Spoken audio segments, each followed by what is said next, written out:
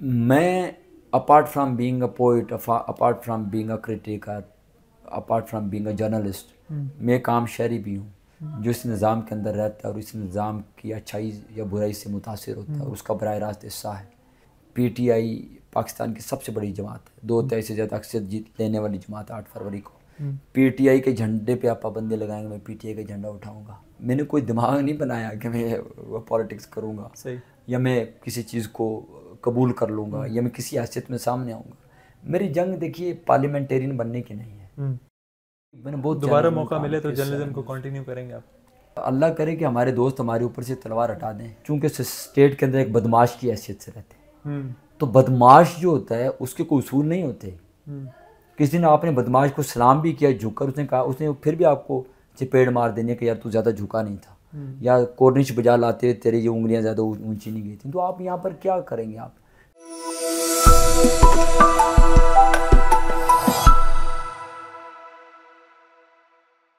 We exclusive के साथ मैं हूं सामा ख्वाजा, मेरे साथ मौजूद हैं अहमद फरहाद। किसी तारुफ के मोहताज नहीं है। इस वक्त कौमी मीडिया के जो मंजरनामा है वो मेरे ख्याल में आपके बगैर इस वक्त नामुकम्मल है। जितनी ज़्यादा पॉलिटिकल डिस्कशन या जो कुछ भी होता है तो उसमें ज़ाहिरी बात है आपका भी एक बड़ा स्टेक है। पिछले 3-4 दिन में अगर हम देखें, स्पेशली जो पीटीआई ने प्रोटेस्ट किया है डी चौक में और फिर जिना एवेन्यू के ऊपर, वो आप तो यूँ लग रहा था जैसे आप बिल्कुल फ्रंट से उसको लीड कर रहे हैं। तो पहले थोड़ा सा ये बताएं कि वैसे तो आपने शेयर किया भी है बहुत सारी चीज़ें अपने ट्वीट्स में या सोशल मीडिया के ऊपर, कि वो जैसे आपने उसमें बताया कि एक फ़र्द के पास किराया नहीं था वापसी का, आपने उसको किराया दिया, या बूढ़ी ख़वातीन थी, बच्चे थे। तो ये मंज़र क्या था, थोड़ा सा उसको रिकॉल करेंगे? देखिए, एक बात मैंने बड़ी तवातर से कई फोरम्स पे की है। जो लोग पाकिस्तान में इस शौरी बेदारी को देख रहे हैं वो खुश नसीब लोग हैं, और वो अपने बच्चों को और उनके बच्चे अपने बच्चों को बताएंगे कि पाकिस्तान में शौरी बेदारी का एक ऐसा वक्त आया था कि जब लोग बग़ैर किसी की मोबिलाइजेशन के, बग़ैर किसी आलू वाले कीमे वाले नान के, बग़ैर बिरयानी की प्लेट के, बग़ैर किसी के किराए के, बग़ैर किसी की डेली पेमेंट के, अपने जज्बे, अपने एक नैरेटिव, अपने एक उसूल और अपने एक हक़ के लिए निकले थे। और मैंने जिस तरह से पिछले 3 एहतजाजों के अंदर लोगों का खुलूस देखा, ख़ास तौर पर देखें, ये एक सब्जेक्टिव मैटर है कि लोग अपने नज़रिए में सही थे या गलत थे, ये एक सब्जेक्टिव मैटर होता है हमेशा। लेकिन वो जो भी नज़रिया, उसके साथ जो लोगों का खुलूस था, जो लोगों की उसके साथ जुड़त थी, लोगों की कमिटमेंट थी, that is unbelievable and indescribable. आप उसे बयान नहीं कर सकते।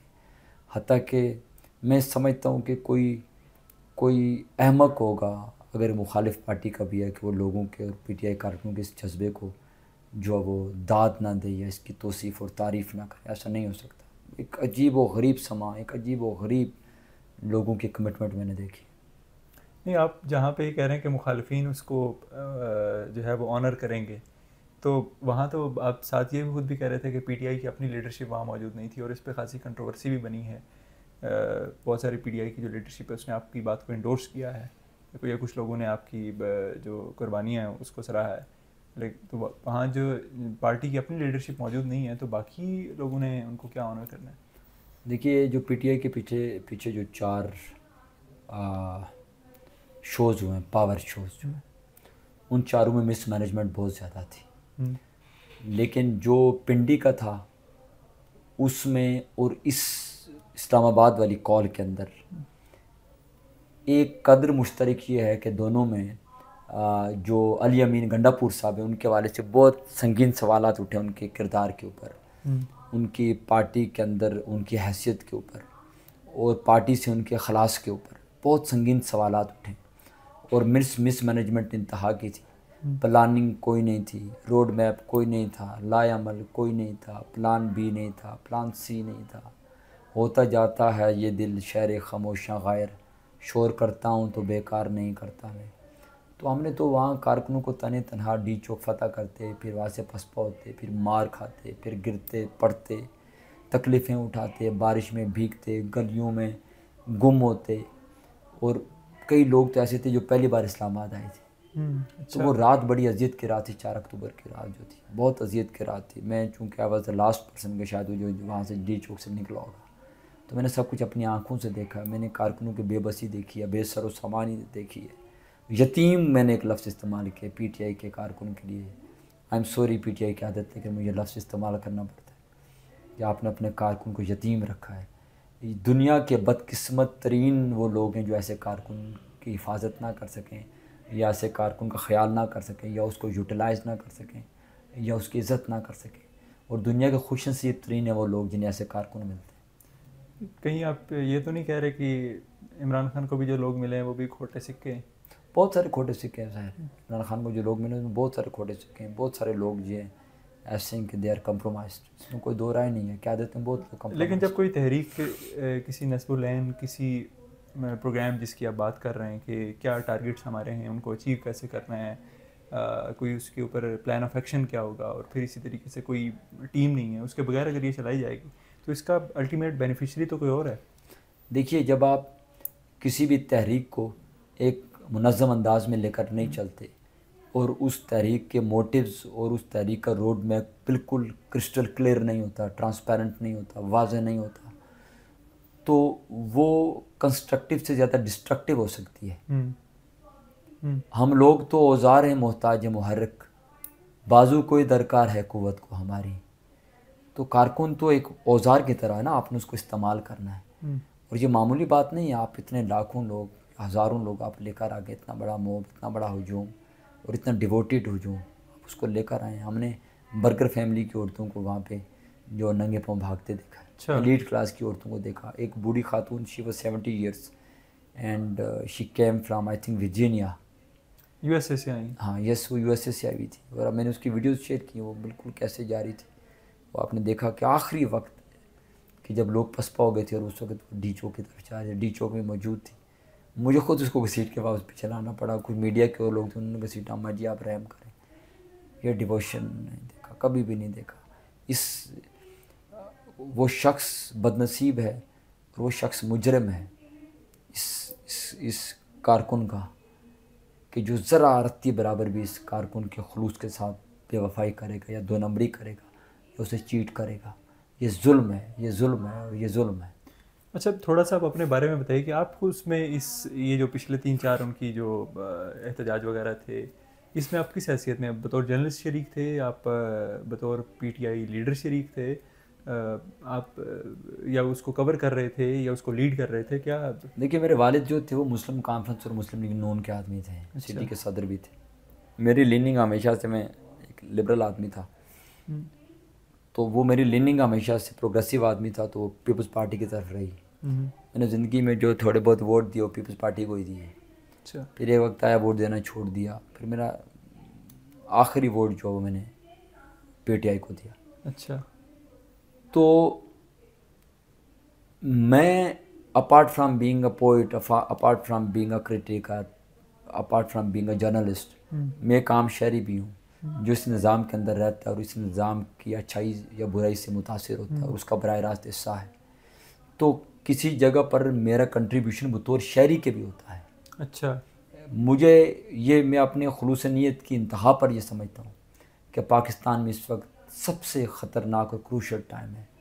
आइन के लिए बहुत मुश्किल वक्त है, अदलिया अदालत के वक़ार के ऊपर बहुत मुश्किल वक्त है, पार्लिमान एक जाली पार्लिमान है, उसकी बाजियाबी की जंग लड़नी है, बुनियादी इंसानी हुकूक इंतहाई बुरी तरह पामाल है जिसकी तारीख़ में कोई नज़ीर नहीं मिलती। यानी कि पाकिस्तान में कभी पॉलिटिकल विक्टिमाइजेशन नहीं हुई या जाली केसेस नहीं बने या इस तरह के मामला नहीं हुए, लेकिन इस दौर की टायरनी का माजी के किसी दौर से तकाबुल, कंपैरिजन, ज़्यादती और जुल्म है। तो इस वक्त मैं ये समझता हूँ कि कोई बेहिस या कोई शकीउल कल्ब या बुज़दिल या सफ़ाक आदमी हो सकता है कि जो इन सारे मामलात से दूर रहे।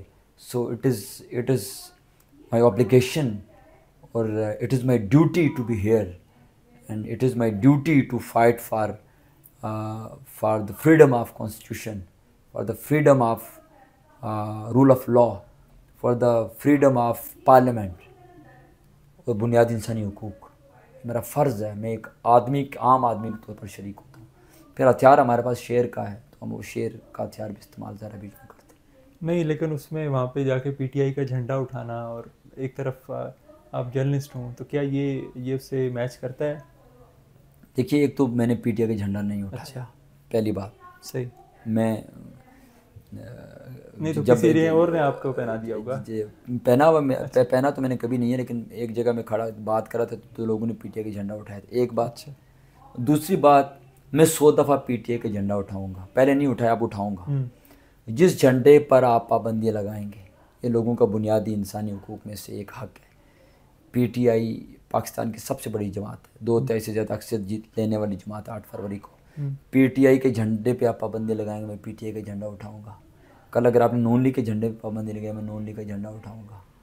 ये लोग हथियार नहीं उठा रहे, ये लोग वोट और बैलेट बॉक्स पर यकीन रखने वाले लोग हैं। इन्हें मत धकेलिए आप बंदूक की तरफ, इन्हें तशद्दुद की तरफ मत धकेलें। तो पीटीआई का झंडा, पीपल्स पार्टी की झंडा, पीएमएलएन का झंडा, ये जमहूरी अलामतें हैं, ये झंडे उठाने चाहिए। अगर इनमें से कोई भी जो एक भी जमात जमहूरी रास्ते पर है और वो इस्टेब्लिशमेंट की टाउट नहीं है, वो झंडे पे जब पाबंदी लगेगी हम उठाएंगे। जब तुम कहोगे कि तहरीक इंसाफ मुर्दाबाद, तो हम तहरीक इंसाफ जिंदाबाद कहेंगे। जब तुम उनका रास्ता रोकोगे तो हम उनके हक़ के लिए रास्ते में निकल आएंगे। और अगर कल मुस्तकबिल में खुदा ना खाता ये वक्त नून लीग पर आए, ये मेरा इंटरव्यू नोट कर लीजिएगा, मैं नून लीग के लिए भी सर पे कफन बांध के आऊँगा। नहीं, तो इस वक्त जैसे आप पीटीआई के साथ वेल अलाइंड हैं, यूँ तो अभी तो लगता है कि कल को अगर पीटीआई इक़्तिदार में आ जाएगी तो शायद आप कोई पीटीआई के वजीर मशीर होंगे, कोई इमरान खान के राइट लेफ्ट होंगे, ऐसा नहीं है? एक तो ये कि मैं बहुत आज़ाद पीटीआई ज्वाइन नहीं करेंगे आप? आज़ाद मनश आदमी नहीं हूँ। सही। एक अच्छा, पॉलिटिकल एक्टिविटी करना कोई बुरी बात नहीं है, किसी पॉलिटिकल पार्टी को ज्वाइन करना भी बुरी बात नहीं है। सही। और अगर मैंने कभी ज़िंदगी में ये जो अभी हालात हैं, समझ लीजिए मुझे आज अगर पॉलिटिक्स करनी पड़े अमली और मुझे किसी पार्टी को ज्वाइन करना पड़े, तो I would love to join PTI. सही। मुझे आज करनी पड़े पीटीआई। इस वक्त सब आप समझ लीजिए कि 100% एक आइडियल जमात नहीं है, लेकिन जो आपको इस वक्त आपके पास दस्तियाब जमात हैं उनमें सबसे बेहतरीन जमात है। इस वक्त वो तारीख की दुरुस्त सम पर खड़ी है। अच्छा। और अगर कल हम इसका हिस्सा बनते हैं किसी भी हैसियत में, और खुदा ना खास्ता ये कल तारीख की गलत सम पर खड़ी हुई, तो हम जहाँ पर भी हुए अपना बोरिया बिस्तर उठाएंगे, आदाब कहेंगे, हमने आदाब कहा और इजाज़त चाहिए।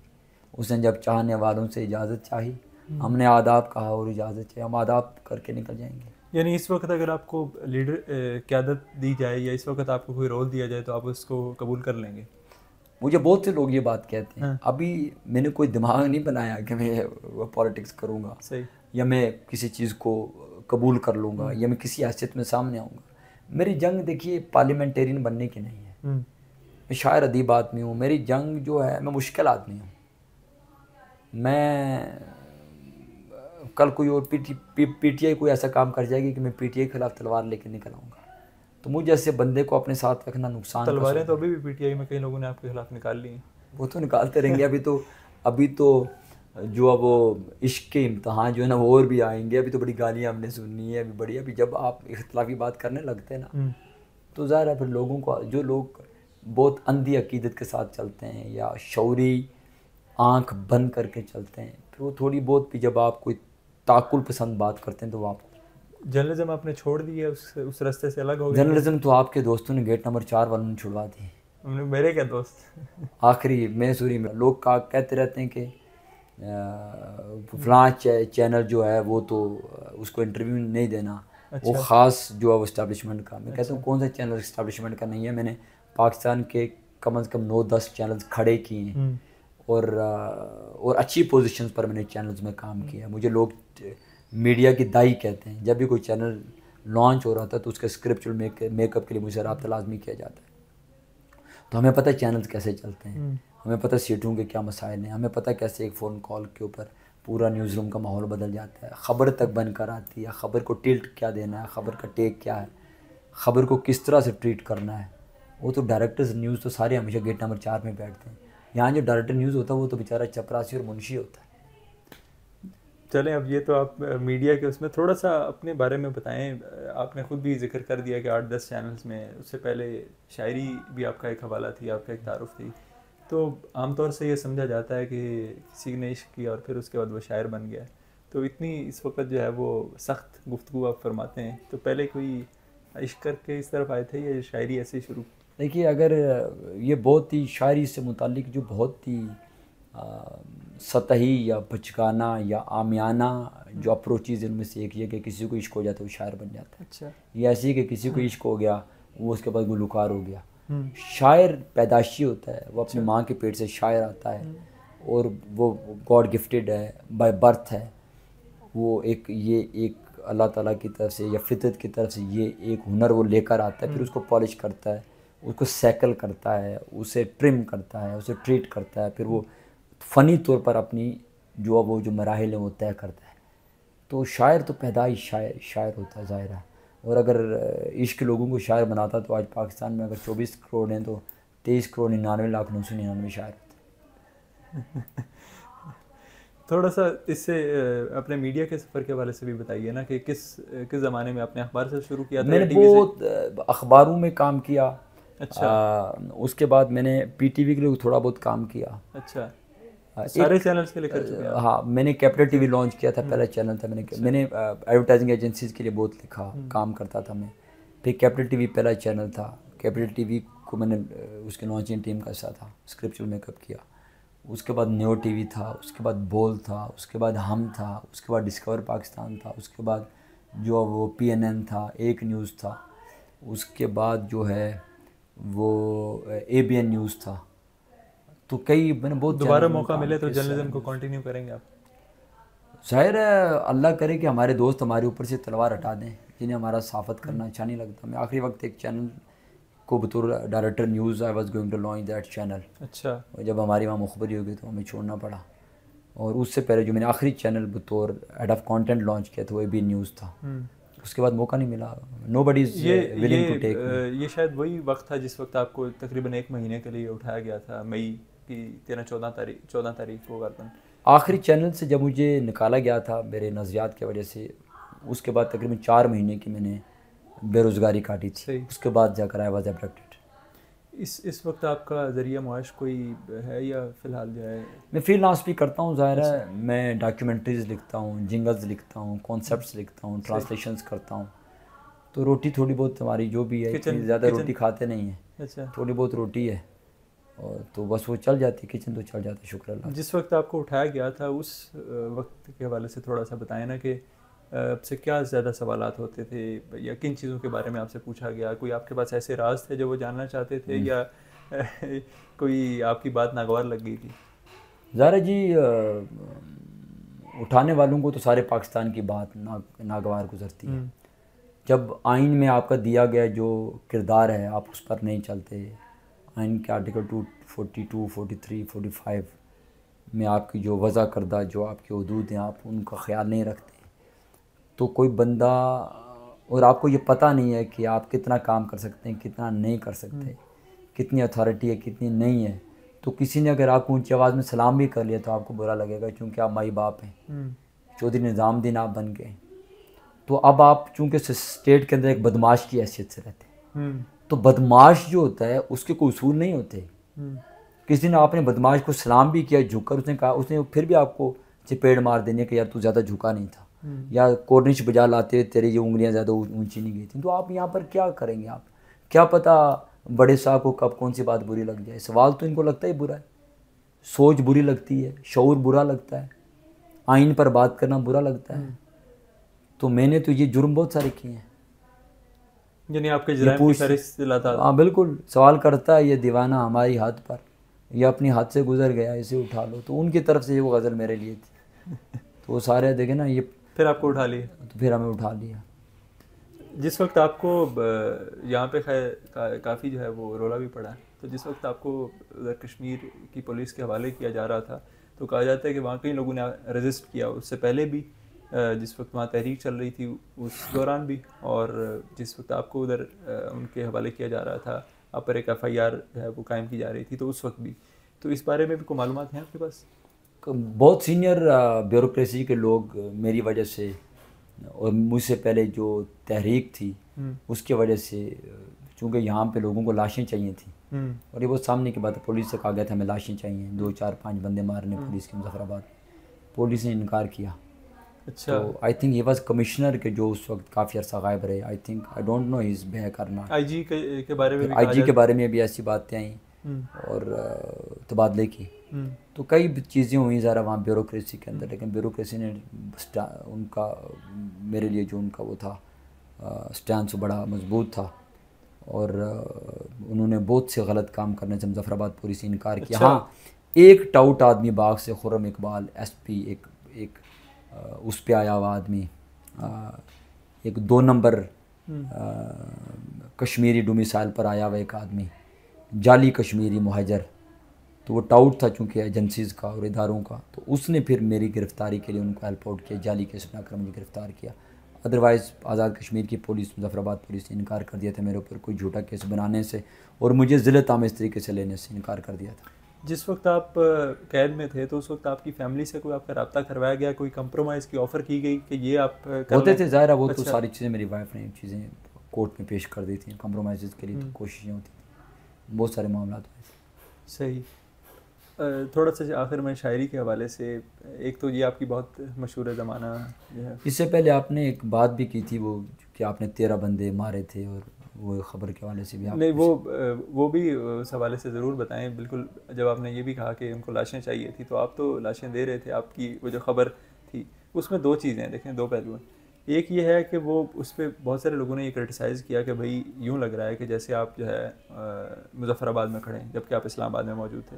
दूसरी जो बात जो फैक्चुअली इनकरेक्ट थी, बड़ा एक जज्बाती माहौल था, यानी मेरे तक भी वो बहुत सारे लोगों ने इतलात पहुंची। मैंने मुजफ्फराबाद में कई लोगों को कॉल की कि कितने लोगों की डेथ हुई है, तो कोई 20 कह रहा था, कोई 25 कह रहा था, मगर जिन लोगों ने ये कहा कि हमने अपनी आंखों से 3 डेड बॉडीज देखी, तो आपने तो कोई 13 जो है वो बना दी थी, 3 से आपने 13 कर दी। तो ये क्या जर्नलिस्टिक यानी वो जो एथिक्स, और जो प्रिंसिपल्स हैं उनके खिलाफ नहीं है ये? Yes it is against journalistic ethics, और यहाँ मुझे भूल चूक हुई और मुझे I should say sorry and I should apologise for that. And मुझे बिल्कुल उस पर होता है, मैं बहुत ज़िम्मेदार साफ़ी हूँ, बहुत प्रोफेशनल मैंने वक्त गुजारा है। जिन लोगों ने मेरे साथ न्यूज़ रूम्स में काम क्योंकि किया, जर्नलिस्ट के पास तो एक इंटेग्रिटी है और मैं कोई हवाई जर्नलिस्ट भी नहीं हूँ, हम्म, ना गली मोहल्ले के जर्नलिस्ट था। मैंने बहुत चैनल्स में काम सही। किया, अच्छे उर्दू पर काम किया, मेरी तरबियत एक बड़े अच्छी उसमें हुई। हम्म, मेरे पास जो इतलात आई थी वो बहुत अहम सोर्सेज से आई थी, अच्छा। हॉस्पिटल के अंदर से आई थी। हम्म, लेकिन मुझसे गलती ये हुई कि मैं ये लफ्ज़ इस्तेमाल कर सकता था, इतलात हैं कम अज़ कम। आप देखें ना, स्टोरी को ट्रीट करने के बहुत सारे थे, हमने सारी ज़िंदगी खबरें एडिट की, उनको रंग दिया है, उनको शेप अप किया है कि खबर कैसे बहुत सारी ऐसी होती है हमारे कंफर्म नहीं होती, मगर नहीं होती। हाँ, तो वो बिल्कुल मैं अपनी गलती को मानता हूँ, लेकिन एट द सेम टाइम इसका मेरे अगवा से कोई ताल्लुक नहीं। अच्छा। मुझे अगवा कश्मीर के मामले पे किया ही नहीं गया, अच्छा। कतन कोई नहीं था। नहीं, लेकिन वो एक 2 दिन पहले का ही तो मामला था।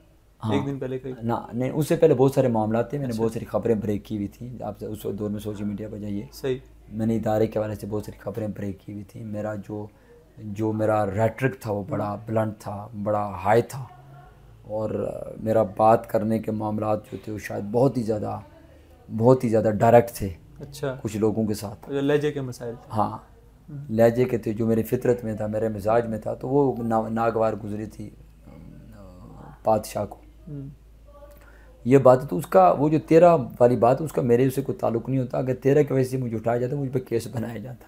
अच्छा।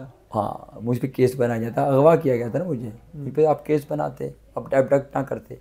वो तो बाद में अपनी जान बचाने के लिए और सर से उतारने के लिए मुझे फिर एक जाली केस 780 का बनाकर मैंने मुजफ्फराबाद पेश किया।